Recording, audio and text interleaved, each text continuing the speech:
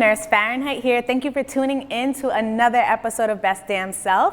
Make sure, if you haven't already, make sure you subscribe below. We are going to be posting a video every single Wednesday for Wellness Wednesday, so make sure you turn your post notifications on so you're notified every single time I drop a video. So, medical emergencies can be super scary, but there's actually some things that you can do to potentially save someone's life.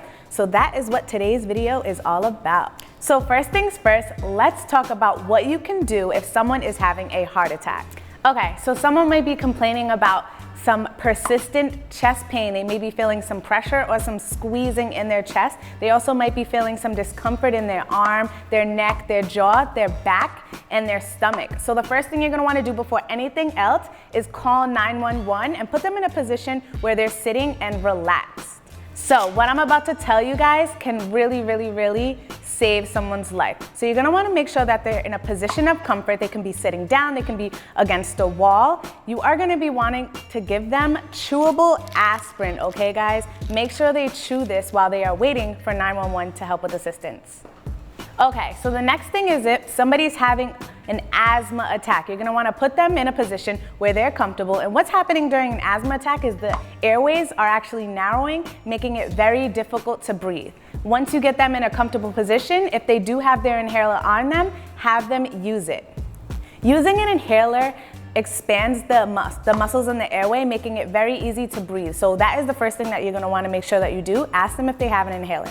You're gonna wanna make sure you reassure the person, and if the attack becomes worse, either because they don't have the inhaler or the medication is not working, that's when you're gonna wanna call 911, or you can also ask someone to do it for you so you're staying with them, comforting them.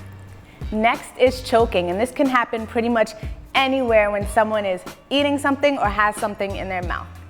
Okay, so what you're gonna wanna do is you're gonna wanna give 5 back blows in between the shoulder blades to dislodge the object, and then you're gonna wanna give 5 abdominal thrusts. If there is a situation where someone is choking, make sure you call 911, but if you're unable to do it and you're assisting the person, just have someone closest to you do it for you. Okay, so let's talk about bleeding. Whenever somebody is bleeding, you're gonna wanna put pressure on the wound to stop the blood flow. By putting pressure, you're actually helping the blood to clot so the bleeding can stop. Make sure you keep pressure until help arrives. If it is a life-threatening injury and it either has to do with your arm or your leg, if there is a manufactured tourniquet around, make sure you use it and place it 2 to 3 inches above the wound. And of course, if the bleeding is severe, always call 911 or have someone do it for you while you're putting pressure on the wound. All right, let's talk about if somebody is in a diabetic emergency. If they're able to talk and able to follow commands and able to put something in their mouth, then you're gonna wanna give them some type of sugar, such as like a sugary drink, some orange juice, some glucose tablets, some candy, just to alleviate the situation at that point. Always reassure the person, and if the situation is not getting any better, make sure you call 911. They may lose consciousness, they may have difficulty breathing, so you're gonna wanna make sure that you're aware of what's going on with that person. An allergic reaction can range from mild to severe. Anaphylaxis is a severe, life-threatening situation, so you're gonna wanna find out what signs you should be looking for. So if you think a person may have been exposed to an allergen such as nuts, there's certain signs that you wanna look out for just to make sure that it's not anaphylaxis.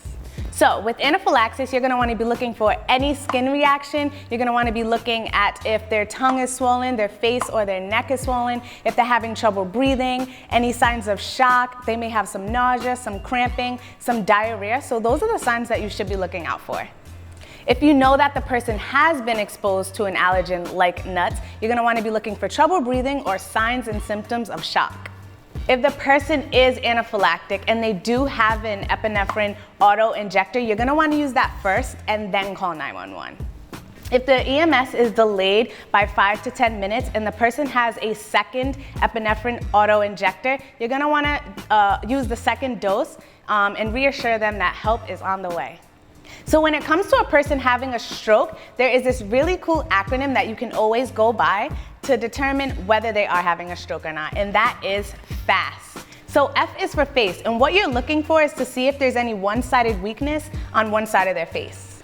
A is for arms, so you're gonna wanna ask them to raise their arms. S is for speech. Are they able to communicate with you? Is their speech understood? T is for time. Timing is super important when someone is having a stroke. So you're gonna wanna make sure you call 911. The sooner they get medical attention, the less damage that the person's gonna have.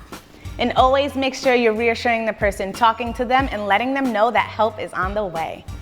Okay, all of you guys should be familiar with this last tip. CPR. If someone is unresponsive or not breathing, the first thing you're gonna wanna do is tap them. Ask them if they're okay. See if they're able to respond to you. While you are tapping them and shouting to them, try to look at the way that they are breathing, but don't scan the body for more than 5 to 10 seconds.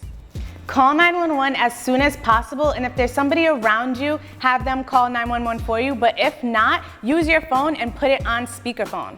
If the person is unresponsive or not breathing or just gasping, you're gonna wanna start chest compressions right away.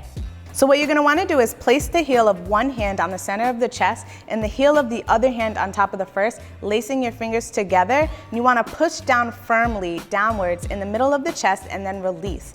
Push hard and push fast. By doing this keeps the blood pumping around their body and helps keep the vital organs, including the brain, alive and may dislodge an airway obstruction. Make sure you're letting the chest rise completely before pushing down again.